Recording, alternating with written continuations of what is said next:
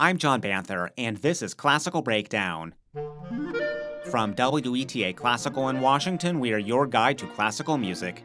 In this episode, I'm joined by WETA Classical's Evan Keely, and we're talking about a work that is also American history, the Montgomery Variations by Margaret Bonds. It's one of only two surviving orchestral works by Bonds, and it's also intensely beautiful and moving. We explore its origins and the program notes that she wrote, what to listen for in her orchestration, why this wasn't recorded until 2021, and how the manuscript barely survived. This is a wonderful work, Evan. It's one that you and I both love, and I know we both hope we'll all be hearing in our heads for a while, and hopefully repeatedly, because she creates some beautiful imagery and power with her orchestration and the sound. It's just, I know it's something we both love. We both love it. It's truly a masterpiece, Yeah. and more and more concert programs are featuring it. I'm hoping more and more radio stations are going to be playing recordings of it. The more people hear this piece, it's a beautiful piece. It's a brilliant composition, and it's a very important piece, as we'll get into. Yes.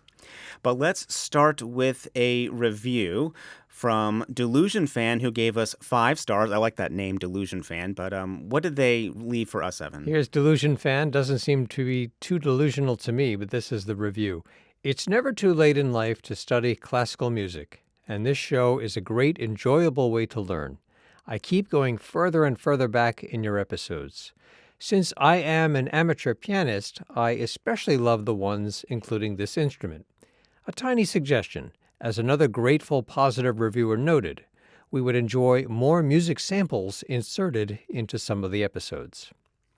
Well, thank you so much, Delusion Fan, for the 5 stars, and I totally understand that last point there. Some other people have mentioned it as well.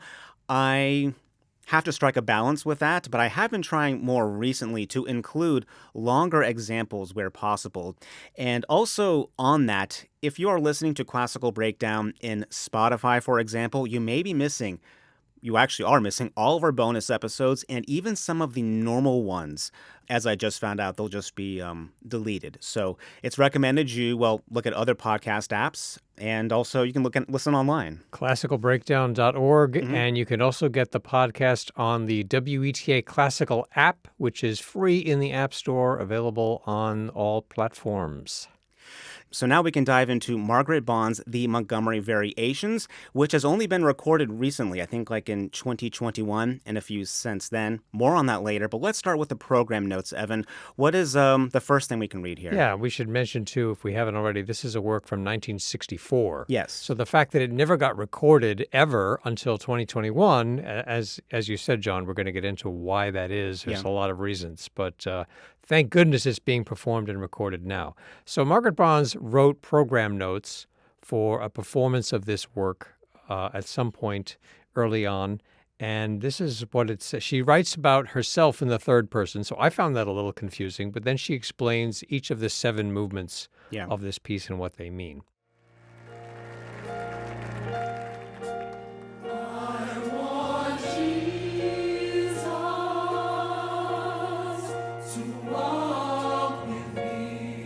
So this is what she writes. The Montgomery Variations is a group of freestyle variations based on the Negro spiritual theme, I Want Jesus to Walk With Me. The treatment suggests the manner in which Bach constructed his partitas, a bold statement of the theme followed by variations of the theme in the same key, major and minor. Because of the personal meanings of the Negro spiritual themes, Margaret Bonds always avoids overdevelopment of the melodies. So there she is writing about herself and explaining herself as a composer, and then she'll go on, as we'll hear, to explain each of the movements. Yeah.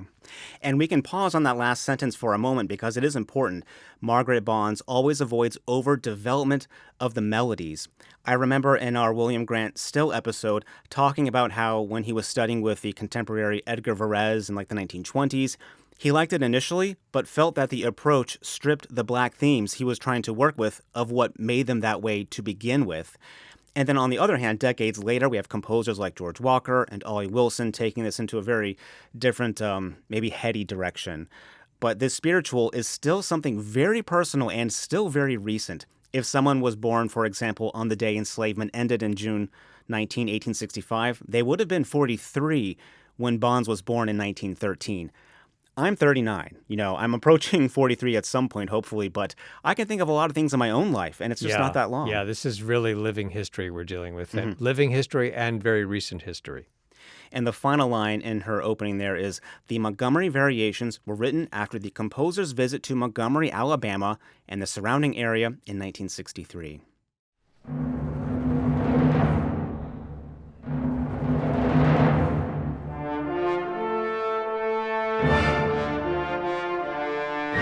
And with that, we have the first movement, which is called the Decision. And it sounds decisive. Even the tempo marking, andante deciso. There's this timpani, rumble, and crescendo with the tremolo bass. And then we have our theme that's very, very strong. Right. So this is the theme, and we're stating the theme, and then we're going to have variations on the theme. But the theme is also called the decision, andante deciso, as you said, John, and this really rather straightforward writing here. This two full measures of a timpani roll on the tonic. And then the theme comes in with the brass in a very clear and unmistakable manner. And in her program notes, she writes about this movement. Under the leadership of Martin Luther King Jr. and the Southern Christian Leadership Conference, Negroes in Montgomery decided to boycott the bus company and to fight for their rights as citizens. So in 1963, she's writing this piece. She's looking back to 1955, and we think of that certainly today, I suspect even at the time, as the opening salvo, the beginning of this movement that we call the civil rights movement. I mean, there's been a civil rights struggle in this country since it was founded or since before, but that was a very important time, 1955 in Montgomery, and Margaret Bonds' music is reflecting this decision. The community makes a decision. We're not going to tolerate this being treated with this indignity any longer. We're going to rise up and organize and fight back. And we're going to fight back and in a way that is going to effect meaningful and constructive change. So there's already, from the very beginning, there's a moral dimension to this music. And how does music express morality? Well, it's a very deep philosophical question. But as you and I have been discussing this for this episode, John, you pointed out the title of this movement is The Decision. Yeah. Not a decision or decisive, the decision. Yeah. And I think that definite article is actually very important, I think. Yes. I mean, there was a lot of action leading up to 1955, and especially in hindsight, and even then right afterwards, it was seen as a definite turning point. And the music, it does feel like this is something etched in stone, immovable and inevitable in a way. It's also a decision that in that exact moment, they wouldn't realize the consequences of it in the next year or two. They were doing all kinds of things. And this was one that really, really just stuck. So it feels like life pivots on a small hinge, and there's these small moments that can lead to, world-changing results. And I think that is also what is here in the music, just a tiny push in the beginning, like a marble or something going down a mountain, and it's unstoppable.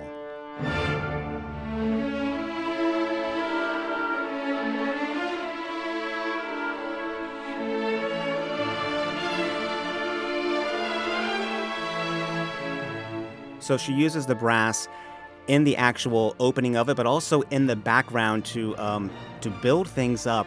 And it feels like there is this very spiritual element to it with these racing winds and these arpeggios in the strings and lots of falling fourths and also thirds too. And I think we learned that is an aspect of Black church music that we learned from Dr. Walwyn on our Florence Price episode.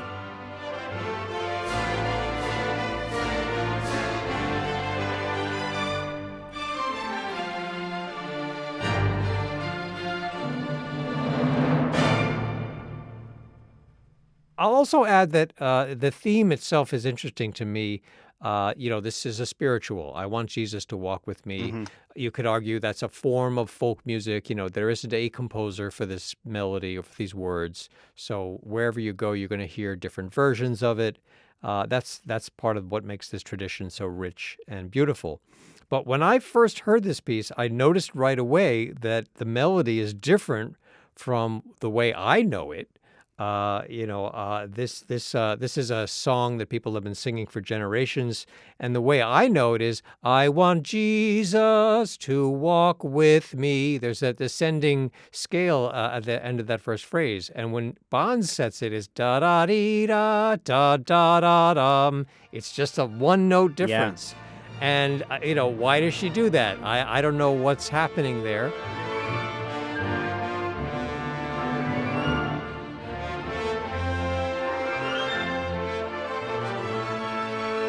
Maybe that's just the way she knew it. Maybe the communities in which she moved, that's how it was sung. It's entirely possible.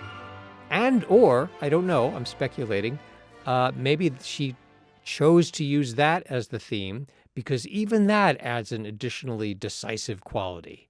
That repeated note, da-da-dee-da, dum-dum-dum-dum, something about that is just a powerful statement. I don't know. I don't think that it doesn't sound wrong to me, quote unquote. It's just different from what I was expecting. And maybe even that was a way of getting everybody's attention. There's all kinds of speculations that just those two notes Yeah. make me think deeply about what's going on here. I think there's a couple of things. I mean, on one hand, it sounds more complete and solid, as opposed to it feels like there's some kind of momentum. You can actually, like Play-Doh, mold this into a couple of different shapes, Yeah. for example. So yeah, it feels there's that, and there's also fantasy elements that are brought in, I think, by some of the racing elements, but also some of these long sustains. There's a power in the sustain, and that is something that is missing from other recordings that I think we find here with Philadelphia and Yannick Nézet-Séguin conducting. So let's actually look at the text here. I have some text of the spiritual to read, and as you noted, it can be different depending on who and where, but this is what I have for us. It's, I want Jesus to walk with me. I want Jesus to walk with me. All along my pilgrim journey, I want Jesus to walk with me. In my trials, walk with me. In my trials, walk with me. When the shades of life are falling, I want Jesus to walk with me. In my sorrows, walk with me. In my sorrows, walk with me. When my heart within is aching, I want Jesus to walk with me. In my troubles, walk with me. In my troubles, walk with me. When my life becomes a burden, I want Jesus to walk with me. There are so many, spiritual-esque elements that we know of with the repetition that comes, also an idea of call and response. The text, it sounds pleading, but it is also a desire for support and strength. I am walking, this is my journey regardless, but please walk with me. A Savior, please walk with me as I'm forced to take this journey. Yeah, I really can't help you. You're speaking to something that's very important, John. There's a pleading quality to the spiritual, but it can also express courage. It can express perseverance. It can even express defiance. And we certainly see all of those elements and more in the way Bonds makes her variations on this theme. And that brings us to the second movement, prayer meeting. Bonds writes, true to custom, prayer meetings precedes their action. Prayer meetings start quietly with humble petitions to God. During the course of the meeting, members seized with religious fervor shout and dance. Oblivious to their fellow worshipers, they exhibit their love of God and their faith in deliverance by gesticulation, clapping, and beating their feet.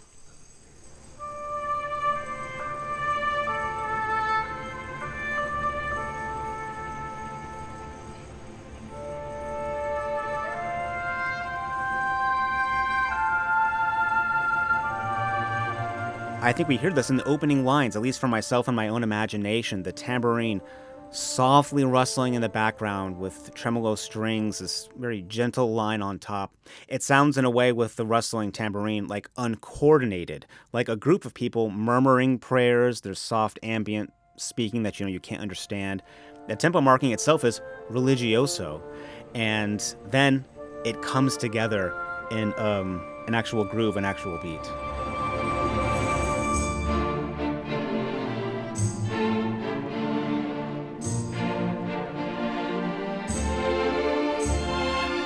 So I'm really aware, even from the beginning of this piece, the profound genius of using variations, theme and variations. Yeah. And it's also kind of a symphonic poem. Mm-hmm. You don't often see that. So there's, been variations throughout, going back to the 16th century or even earlier. You and I, John, did an episode seasons ago about the Haydn Variations, Yeah. music by Johannes Brahms.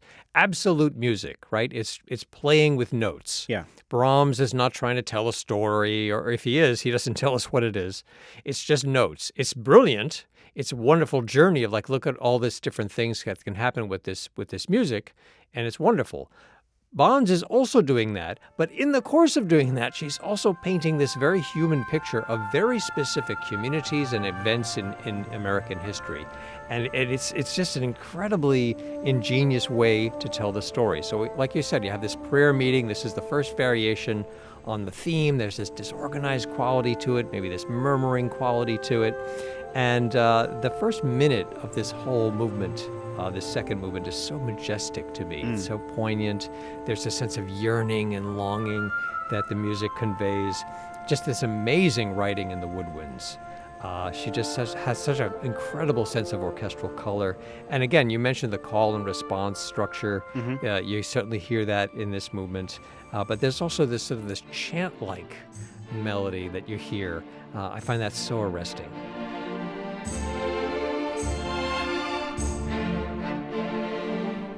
And she does some really beautiful things rhythmically as well in the music in terms of what she's emphasizing when they go from the rustling tambourine to then, joining in together like in a coordinated way. The downbeat, beat one, is the tambourine. That's the emphasis, and that is an emphasis that we know in this music. But then that actually changes a little bit later. It's almost a little sneaky the way she does it. The emphasis changes to 2 and 4, which is, as we know, with blues and jazz. So I love how that change happens and how subtle it is as well.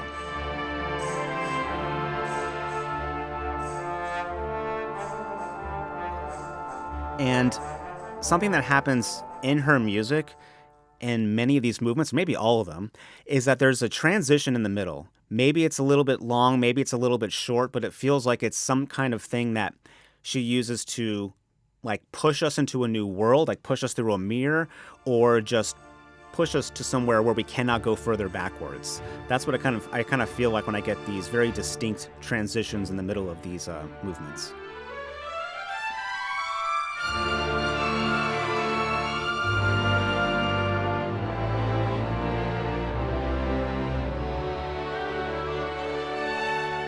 So many of the statements of the theme are really subtle.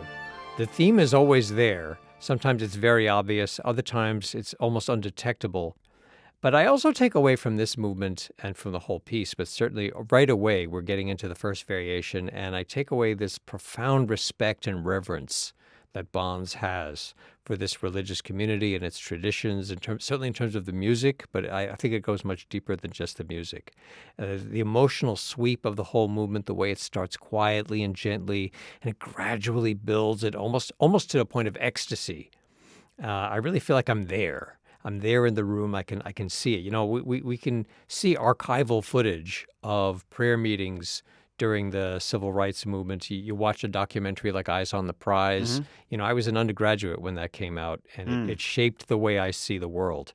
So it's profoundly moving to see and hear those encounters with the sacred, whatever your personal beliefs might happen to be. And one thing that makes Montgomery Variations so powerful is how immense joy and hope and courage, as well as horror and anguish and rage, are all so vividly and authentically expressed in this music. And in this movement, there's a transcendence that is really breathtaking. Again, whatever the listener's personal beliefs might be, I think anyone listening to this, regardless of who they are, where they came from, is going to find this really moving. And it almost feels like choral music. Bonds certainly wrote a lot of choral music. You and I, John, did an episode about Ballad of the Brown King, the Christmas cantata that she composed with Langston Hughes. There's this cantabile quality in this movement. We'll hear it again and again throughout the piece. There's an almost speech-like quality. The melodic writing has a rhythm that reminds me of American English. And this is a composer who wrote a lot of vocal music. I really hear that especially in this second movement.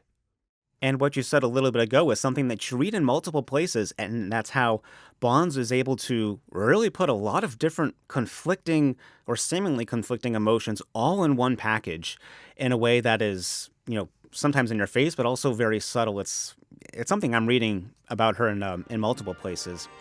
And I think she's also invoking sacredness here as well with an instrument like the trombone. We've heard that, and we've talked about that, how that's been used as an authoritative voice in religion, as a voice of God, or as a voice of authority. And I think that's also something she's bringing in here. I think so too. Something to listen for is also how she combines multiple instruments, sometimes it's just two instruments, to create a subtly different sound. That happens, I think, in this movement with flute and trumpet, but we'll also hear it later. And if you listen closely, you'll hear in different spots like kind of a new kind of sound, but it's just two instruments paired slightly differently. And then this builds to an ending that, to me, in my imagination, feels like the prayer meeting is over, almost suddenly, and then these bright lights are dispersing, heading out to illuminate others as to, well, what is about to happen. Yes.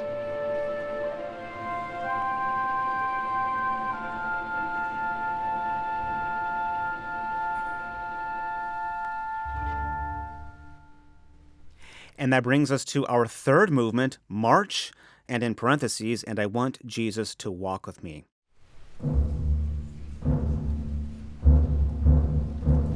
This starts like a military march. There's timpani and bass, drumming out left, left, right, left. That's a very, I think, familiar sound for us. And then this lovely and endearing bassoon line that's almost like a butterfly you can't catch ahead of you.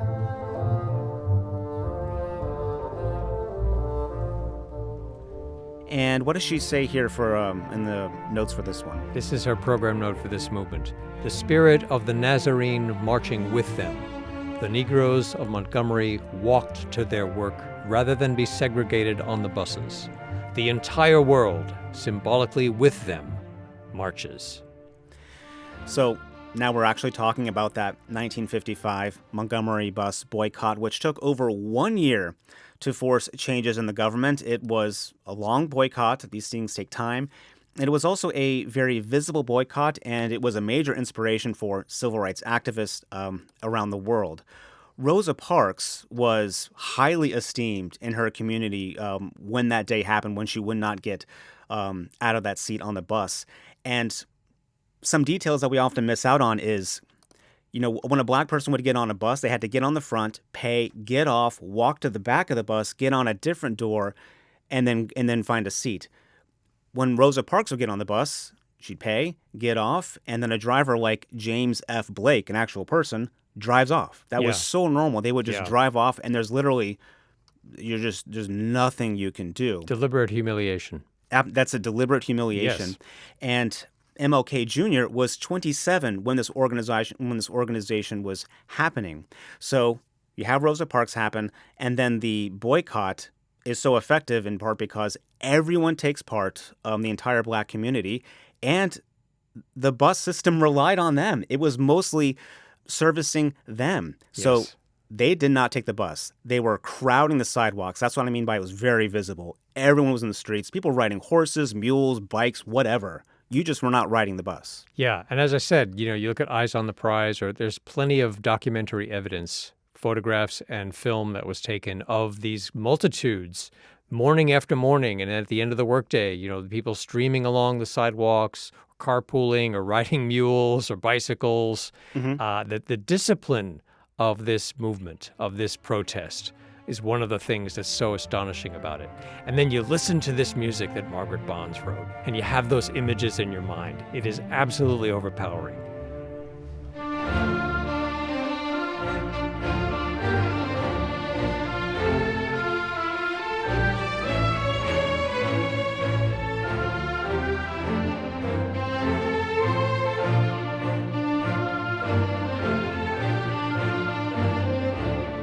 And that's why we're actually bringing up the context here, because it is in the music as well. You hear this visible nature and everyone joining in, and the theme, it is always upright. It is very, very dignified as it goes from bassoon to cello, violins, English horn. It goes all around the orchestra. And then oftentimes, kind of like bolero, the people that just did the tune, they're doing the marching, the marching rhythm right next. Yes.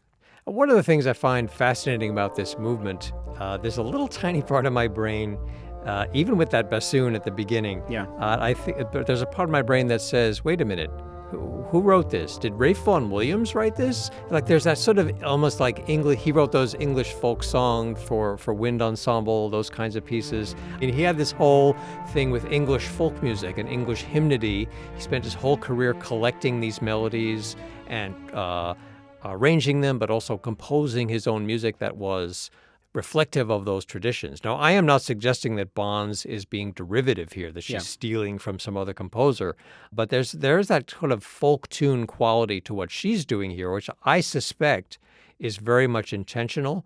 There's that sense of like Vaughan Williams in his country, in England, going around the countryside and listening to people making music in little churches or, in their homes or in community centers, and writing those melodies down and taking it into himself as a composer. And Bonds, I'm quite sure, as an American, as a black woman in America born in 1913, was also doing that in her way with American music. So you definitely have that voice of the people in her music. It's her voice, it's original music, but it's also something that is very much rooted in that communal experience. And there's so many composers we could think of. Bela Bartok would be another one.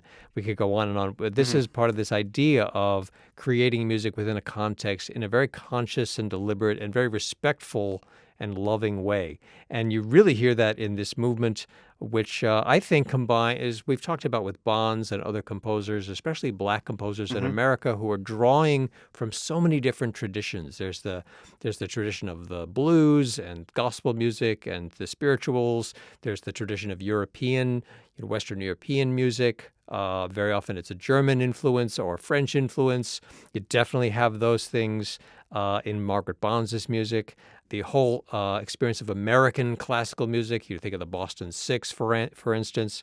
I think Bonds was very well aware of all of those things, and she's able to synthesize those traditions and also to create something that is so distinctively her own and so distinctively American. It's rooted, I've often said, I think you and I have had these conversations in other episodes, John, where only a black American woman could have written this music. I'm not even sure what I mean by that, but I am hearing these different influences coming together in this march, which has these qualities of blues and jazz and English folk song and French impressionism and the post-impressionistic or whatever composers like Ravel might be in there a little bit in some way.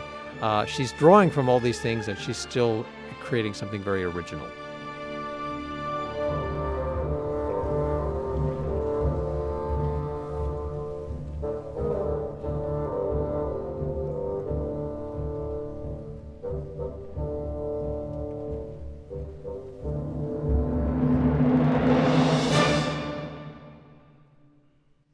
And the way this ends, very beautiful. This collective heartbeat is still there. And then the bassoons, they're in fourths. These parallel fourths running around, which makes it's a very, very interesting sound. Which is not, you just don't, besides Richard Strauss, not a lot of people in the last century, in my memory, are writing in these fourths, but such a nice sound. Yeah, and a very distinctive sound. So let's take a moment actually now and look at, why was this recorded so late? And, maybe issues with copyright surrounding that. The problem is Bonds did not have a will when she died in 1972. Much of her work, much of her writing was all lost. Her husband and daughter, they were in New York. She was in LA when she died. They go out, they collect what they can, but music isn't cataloged. They're not composers either. And they both die, and they don't have wills either. So there's been legal challenges to create editions, recordings, or even performances, I think. And I'm going to post a link to this essay by Richard H. Wilson Jr. because he talks about two pieces by Bonds. One of them is the Montgomery Variations, and he talks about, how we barely have this piece at all. He writes, Margaret Bonds had never been tidy about maintaining her collection of her compositions. Her life, often on the road, as a musician, wife, and mother, was hard enough without adding librarianship to her load. Often, for example, she would leave her scores in the hands of her collaborators in various cities around the country. As a result, many of her documented compositions have been lost. Furthermore, of the scores she did possess, some came dangerously close to being lost as well, following her death.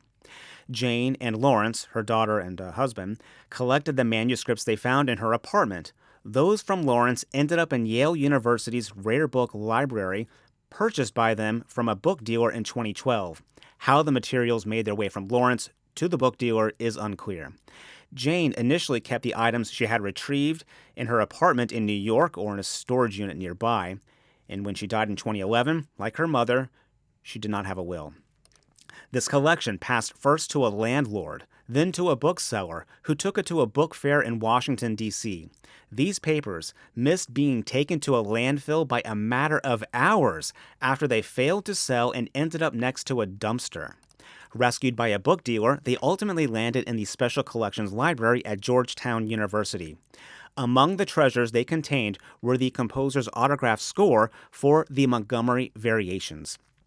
I know I just read a lot there, Evan, but can you imagine? Yeah. It's just hours. Maybe Yes. the person driving the dump truck had a flat tire or they got to work late that day. Got stuck in traffic in Washington, D.C., which is easy to, I don't know. Yeah, incredible story. Some book dealer is trying to sell these manuscripts. This person, I don't know who this person was. Yeah. Didn't know what they were. Nobody wanted to buy a bunch of scribbles on music paper. Yeah. And off it goes into the trash. And somebody figured out at the last possible minute what this was and saved it. I just briefly want to say, Florence Price was a mentor to Margaret Bonds. And of course, we also have this incredible story with Florence Price's music, which was discovered in an abandoned house in 2009. The house was about to be demolished. Yep. And somebody happened to go up in the attic and find these manuscripts, which would have been destroyed forever had that person not said, wait a minute, this looks like it could be important. So there's so much music out there. I mean, this is a thing that really makes you think. There's so much music out there that's just gone because nobody thought to hang on to it. And is there a dimension of sexism and racism in the fact that Margaret Bonds' music is, so much of its lost? Of course, that's part of why we don't have it. Thank goodness someone had the foresight to rescue those manuscripts. Thank goodness we have an autograph score of the Montgomery Variations. But again, this is why after so many decades, it's only just now in the past half dozen years or so being revived and performed and recorded. But what an incredible loss to humankind. It's not like the piece wasn't known back in the day when it was written in 1964. It got a performance somewhere. It was performed once, yeah. Yeah, and people, I think, appreciated it. And yet, why didn't someone think, gosh, we should publish this? Well, there's a lot of... Who's going to publish it? Who's going to publish it? Why would During segregation. And of course, sexism, oh, woman composer, who's going to buy that? If a publisher just wants to make money and they're not worried about preserving history, I don't say that to criticize publishing as an industry. We can. But I can, and I can also recognize that, they're running a business. They're trying to, but, why not figure out a way to market things to get beyond these prejudices that are going to hold people back from discovering a masterpiece like this one? And this is also what I mean by life pivots on a small hinge. There's these small moments and decisions that make big, big differences. And I think that's an example of that. And we'll hear more of that in the music. And we'll get into the next movement right after this.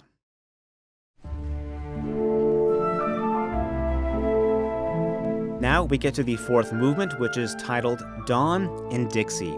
Bonds writes, Dixie, the home of the camellias, known as pink perfection, magnolias, jasmine, and Spanish moss, awakened to the fact that something new was happening in the South. And again, we need to mention her ability to bring up and conjure different and conflicting emotions at the same time. There is this level of momentum built from the Montgomery bus boycott over the year and that success, but change and newness, of course, that does not feel comfortable or even necessarily safe. So is that there's also this, feels like there's this waiting in a sense. Yes. There's this enormous tension that's building in the midst of all this, and the music is trying to reflect that, I think, successfully, but also to recognize there's enormous hope and excitement as well. And you really hear that in this movement.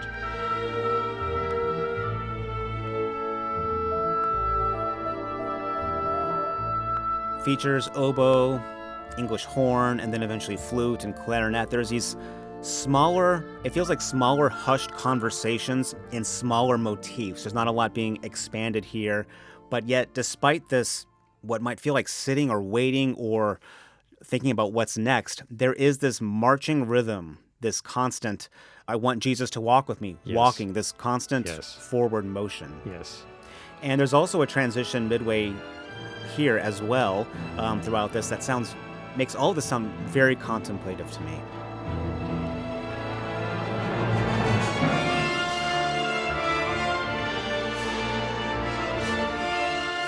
Yeah, this is very reflective, very sort of introverted quality to this movement. Mhm. Dawn in Dixie. There's a lot to think about here. One thing I think about is Margaret Bonds was not a Southerner. Mhm. She's a Chicago native. She lived in New York for many years. She ended her life the last few years in Los Angeles, as you mentioned, John. So those were her homes through the course of her life. She traveled through the South and in the mid '60s, and that inspired her to write this piece, Montgomery Variations. But again, as in the second movement, there was this beautiful respect and reverence, and I'm also hearing that in this movement. And I find it really fascinating, too, that her program notes mention the flora. She's talking about the flowers that grow in the South. She's not talking about the people in the South or the topography or the history, but, camellias and Spanish moss. Mhm. And that's really fascinating. It's kind of like Beethoven's Pastoral Symphony, this nature picture that she paints with this music. And it's like the Beethoven's Pastoral Symphony meets an American symphonic poem. Yeah. And like Beethoven, the very opening of the Sixth Symphony is the title he gives it is Awakening of Cheerful Feelings Upon Arriving in the Country. And there's this awakening of cheerful or all kinds of feelings in this Margaret Bonds movement. She expresses those feelings so beautifully. But it's not just a nature scene. Mhm. It's, art, the flower is beautiful. That's not that's here, but that's not only what it's about. It's depicting the awakening, not only of this blooming of literal of flowers, but the awakening of a new consciousness, the dawning of a new set of possibilities. And I think with those words, and even more so with this music, Bonds is trying to say that for all the ugliness, all the evil and the cowardice and the brutality of Jim Crow, all the deadly violence and the endless terror, the South is a beautiful place. She's not from the South. She's traveling through the South, and she sees beauty. She sees beauty in the people, beauty in the flowers, and I feel like she's saying, look how good and how good, brave people are doing a beautiful thing in this place that's so full of beauty. And it makes me wonder what she saw, what she felt during this 1963 tour of the South. Surely she saw beautiful things. She saw beauty all around her. And this music, I think, is a tribute to that. It's so full of this longing and this wonderful sweetness. And here again, there's that singing quality. This is a composer who writes beautiful vocal music. There's no singing in this piece, and yet the instruments sing. That is it. There really is a vocal quality to this, kind of like you think of, Mozart's an opera composer. Yes. I think that's the lens Yes. that we can also see with her. And also hearing you talk about all that stuff, especially with nature, it's the idea of time and passage of time as well, I can imagine, with flowers and nature blooming and never ending. Yeah, cycles of life and rebirth and Yeah. yeah.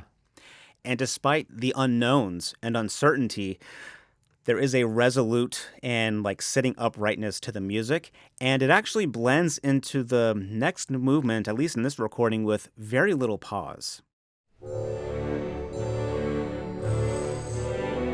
And the music through most of this movement, the fifth one Sunday in the South, it does not align sonically at first glance with the program note, which reads, "Children were in Sunday school learning about Jesus, the Prince of Peace.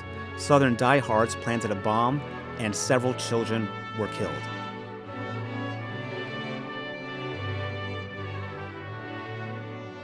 Also, I think here is her description and how it is very matter-of-fact Yes. and very plain. It's just Yes. 2 sentences. Yes.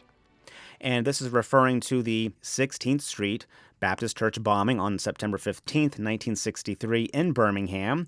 It was a terrorist attack by the KKK that killed 4 girls between 11 and 14, Carol Denise McNair, Carol Robertson, Cynthia Wesley, and Addie Mae Collins. And so what I hear in this instance, Evan, is this very endearing, very sweet, playful tune brought forth by the trumpet in a way that feels everything is so interwoven in such a clear way here. Everything is so clearly heard, and it feels like simple, communal, childlike, what their Sundays are supposed to be these mornings.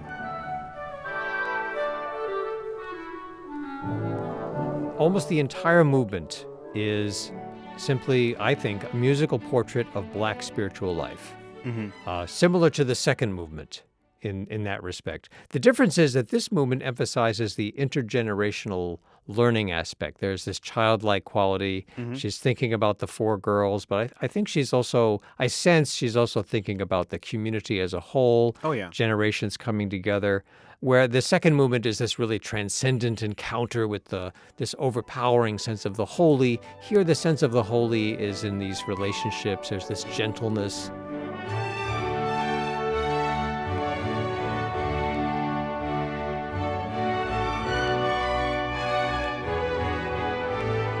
Not a long movement, it's a very short movement, and then there's this overwhelming focus, I think, on the beauty and love in the community, generations coming together, encouraging one another in their faith, learning and growing together. And Bonds is emphasizing in this whole set of variations, and in this movement especially, I think, that the civil rights struggle was, among other things, a spiritual and theological movement. Yes. So the terrorist attack isn't an afterthought, it's here in the music. But she makes a very deliberate choice, I think, to devote just a very, very few, it's like a couple of bars at the very end.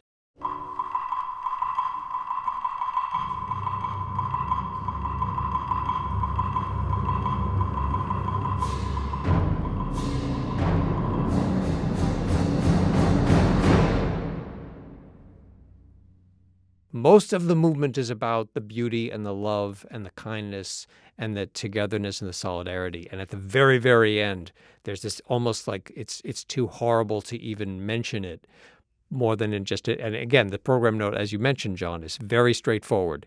Just two sentences. And the music is like two sentences of this terror attack. Yeah.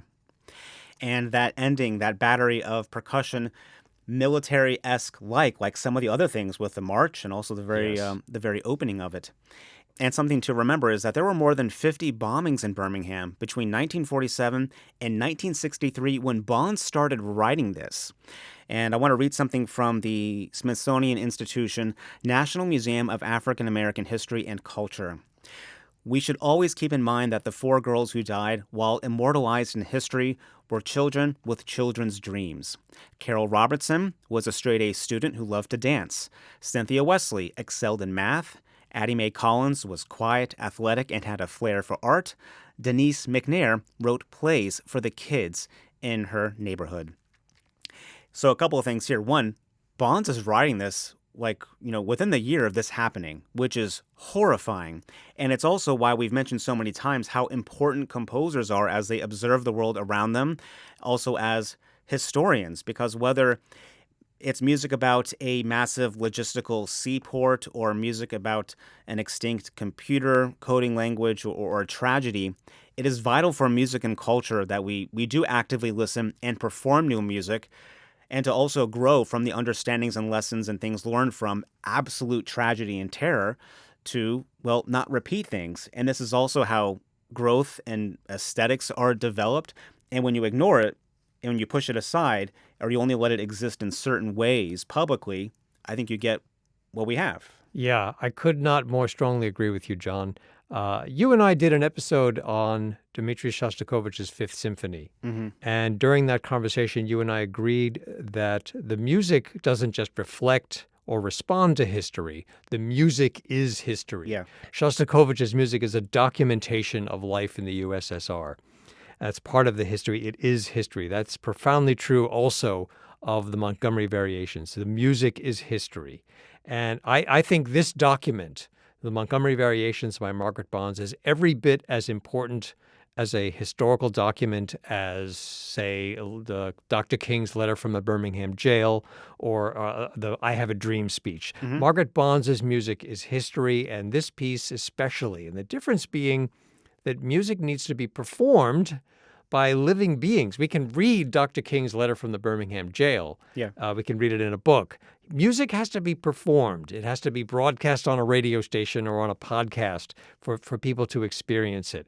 Maybe a musicologist can look at a score in a library, but for the public, as public discourse, it needs to be heard. Hmm. And I'm immensely gratified and pleased and grateful that Yannick Nézet-Séguin and the Philadelphia Orchestra made this recording that we're listening to. I'm grateful to John Yu and the Minnesota Orchestra who recorded it. You can find it on the internet. I think that's from 2021, not many years ago. More and more orchestras are playing this music. The Yannick Nézet-Séguin Philadelphia, it's a Deutsche Grammophon album, came out last year, got a Grammy nomination, and what a performance. I mean, they honor this music so richly by this performance. It's a beautiful performance, and I'm so glad that more and more people are hearing this music, which is so beautiful, so brilliant, and so important. And real quick, I think it's actually Scott Scott Yu. Yu, I think you you're were right. looking at me when you said John Yu. I'm looking at John Banther. I have these brilliant musicians in my life. I can't keep them all straight. Oh, but yeah, we'll put links to those. There's Minnesota. There's a couple of others that have done it, and it's well, as we learned with the copyright issue, there's been problems, but that has been worked out. Yeah. I think now since 2021.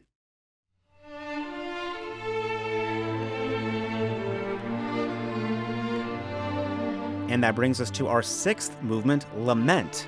Bonds writes, "The world was shaken by the cruelty of the Sunday school bombing. Negroes, as usual, leaned on their Jesus to carry them through this crisis of grief and humiliation." And again, she's writing in the score, directly in the tempo markings. Here, Doloroso, this is somber, this is solemn, this is some kind of, sacred lament. And you hear that right from the start. And this is what I meant about it sounding like, with the spiritual, a pleading, a savior to walk this road with. And again, the focus is on the community, not on the adversaries of the community. It's especially powerful that she recognizes humiliation in addition to grief. I read that program note. It's so powerful. The community is diminished by the brutality inflicted upon the community, and yet the community is also elevated by the dignity, the humanity, the perseverance, the sanctity of the response. And I think this music reflects that so powerfully. And it's important what you're talking about with the inclusion of humiliation, because this is an aspect that I think much of the country on first reading would not understand, myself included. I can't physically understand that humiliation and this grief in this context. But her community did, and people around the world did. Yes. People around the world saw and understood that, and would have understood if they read, what she talks about here, their crisis of grief and humiliation. So we're actually hearing this in a couple of different ways, like in some rich textures, but after an introduction, it's a unison line, like we're all coming together unison to mourn collectively. And then the harmony returns a little bit later as lower strings take the theme, "I want Jesus to walk with me."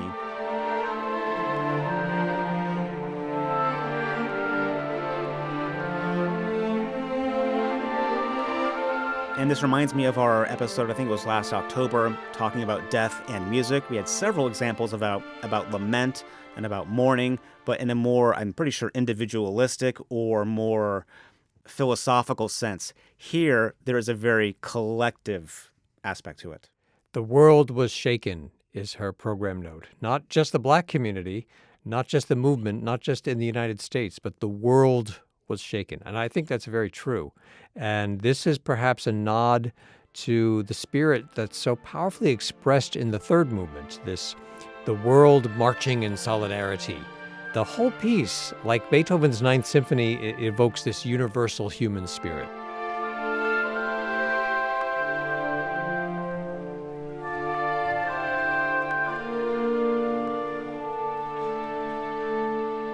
And despite it all, the sound is resolute and it is upright and determined, all the way to the end, and there feels like a sense of maybe some type of safety as the cello section takes the spiritual theme up again. And a characteristic of this movement is how very clear the theme is. In other places, as we've talked about, it's more subtle, it's more hidden, but here it's so unmistakable. And as you said, John, the unison, there's something about that unison that is that sense of solidarity, that sense of collective purpose, a collective sharing of grief, but also a collective resolve. It just by having instruments play the theme in unison really conveys that from my perspective.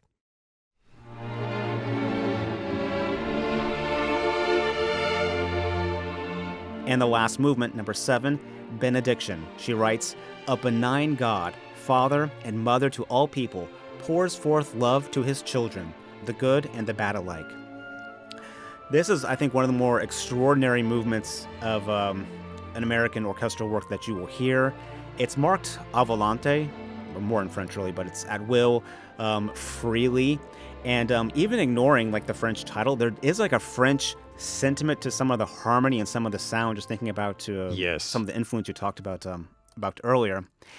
And this is a very marked contrast to the opening of the previous movement.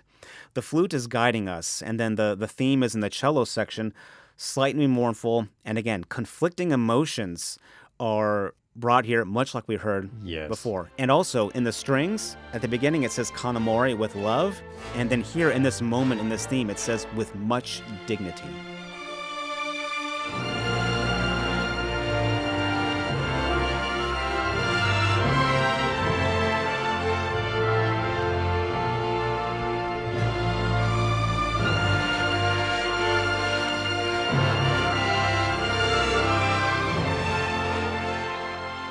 And I really do think this is one of the most beautiful works by an American, because, I mean, what a response. God loves his children, good and bad. After a terror bombing on a church that killed children, you're writing this within that year, and people that clearly don't want you to exist, and you're writing, God the mother pours love to all children. Yeah. This magnanimous response feels undeserved. And again, it feels undeserved, and it emphasizes that this piece is, among other things, a spiritual and theological statement. And it's a spiritual and theological statement about a movement, the civil rights movement, which was, as I said, among other things, a spiritual and theological movement. I agree with you, John. This is truly exquisite writing. I can hardly think of another orchestral piece by an American that is more moving and powerful and beautiful.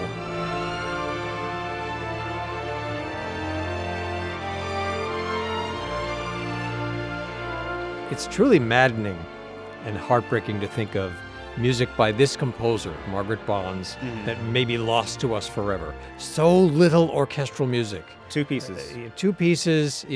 There were surely others that are lost, or it's so painful to reflect. She doesn't seem to have composed a lot of purely orchestral music. She still wrote theater music, but unlike her mentor, Florence Price, who was a symphonist, we don't know that Margaret Bonds wrote a symphony, which has since been lost. There's no documentation of that I'm aware of. It is overpowering to listen to this last movement in light of that program note that you were quoting, John. Yeah. But even if we had no idea, even if it were just like, orchestral etude, if it had some title that didn't tell us anything about it, we would still appreciate this as just unbelievably brilliant music. And we have this phrase, Afro-romantic, that we hear in musicological circles. I associate that phrase with Ray Linda Brown, a musicologist who wrote a biography of Florence Price. This idea of the Black composers of this era, especially composers like Price and Bonds, who are drawing from that romantic tradition, but also infusing a Black American musical language and power into it. And I certainly hear that in this piece. And there's only a couple of things here that I really want to point out, because we've said it in some other things. It really speaks for itself. There's an emotional connection here that defies words, but there's a transition again that I mentioned, kind of in the middle. It feels like you're being pushed through a mirror, pushed into something new, into a new world where you cannot return back to the previous one. And it feels like that's what she does. And here, it's the shortest one out of all of them. It's just turning something around and, throwing it in a whole new direction. And one more thing about orchestration that I had talked about before. You combine an instrument here with an instrument there, and you can create a whole different type of sound. There is a moment here that makes us ascend to like the heavens, and it's all because of the trumpet. I think there's these sixteenths,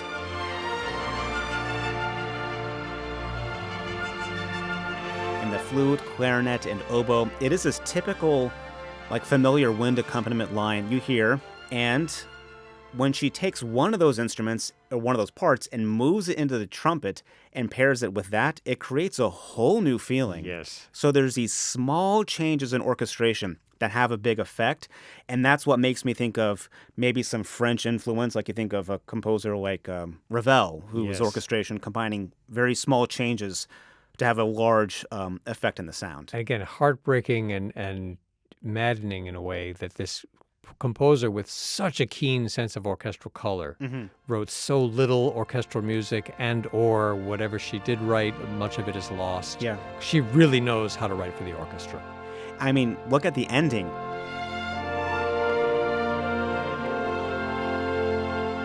It has this beautiful, serene, feels like an amen ending, like a plagal cadence that you hear at the end of like a Christian hymn.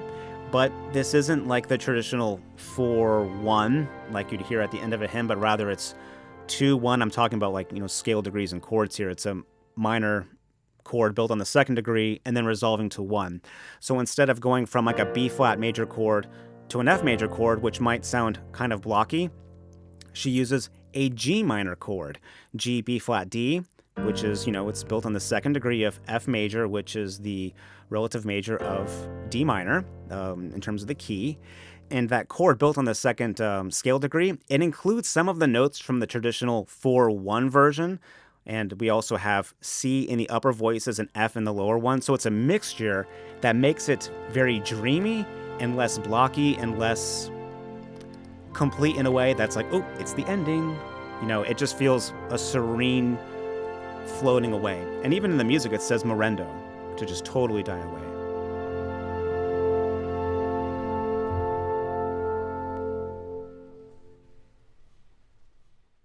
So that's the Montgomery Variations by Margaret Bonds. I mean, what an incredible work that I think everyone will be hearing in their heads, and hopefully again and again with actual, full listenings, because the context of the ending here is lost as you hear it now. You got to hear everything before that to feel what we're talking about. A final question we could ask is a very important one, and one that we've probably already talked about a bit, and that is, who was this music for? Who is the intended audience? We don't know much about its one and only performance in her lifetime. That was in San Francisco, 1967. But we know it was like a one-off performance, not part of like an actual orchestra's season, because music by Black composers was rarely, and I would really say never, part of a normal concert series, part of a normal major orchestra season, not something a major orchestra would commission. It would be something performed out of season to a smaller audience, a smaller fee, and that's how the things that we talk about with Still and Price were performed, like, by Chicago. Yeah. It was not like on a Chicago, masterwork series. This stuff is pushed into smaller places where it can be compartmentalized. But this music, it does exist, and it is performed in Black spaces. This is not unusual. This is still the case. It's changed only, I think, in the last 10 years, maybe the last 6-7 years, really at most, where music by Black composers is actually just being part of a normal orchestral season, not something put in February. I myself in my job, I've had people hand me programs and concerts and say, oh, save this for February. You can save it for Black History Month. It's like, well, maybe I'll just air it now. Yeah. Because it's a good concert. We don't. So that's what I'm kind of going on about with all of this stuff as to what the world is like for musicians and composers. And so talking about the audience, I think the references in the music is lost, and much of it still is lost to a white audience, because unless it's something very obvious like Amazing Grace, like that's spiritual, much of this I think does fly by white people. Even for myself, when we talk about different pieces, different spirituals, I need to go and listen to really get a full understanding of it. But these composers, they know it and they're quoting it and you don't even notice it. On the same disc as this piece is with the Philadelphia Orchestra, William Grant Still's Fourth Symphony. I don't know anything about it besides having listened to it. Yeah, I didn't even know Still had written a Fourth Symphony until I saw this album last year. Yeah, and then you hear it, and you hear this exact same spiritual quoted in this piece. But it's not mentioned, I think, in a very specific way. So that's all to say, I think she's writing directly to her community, a black audience, but at the same time, a benevolence for all. As she writes in that benediction within a year of the terror attack, a benign God, Father, and Mother pours love to all his children. There's something that is, I think, quite profound. I hope this piece will get more and more performances. I hope it will take a pride of place among works by American composers on the same level as Aaron Copland's Appalachian Spring. Montgomery Variations, Margaret Bonds, is truly a masterpiece. Thanks for listening to Classical Breakdown, your guide to classical music. For more information on this episode, visit the show notes page at classicalbreakdown.org. You can send me comments and episode ideas to classicalbreakdown@weta.org. And if you enjoyed this episode, leave a review in your podcast app. I'm John Banther. Thanks for listening to Classical Breakdown from WETA Classical.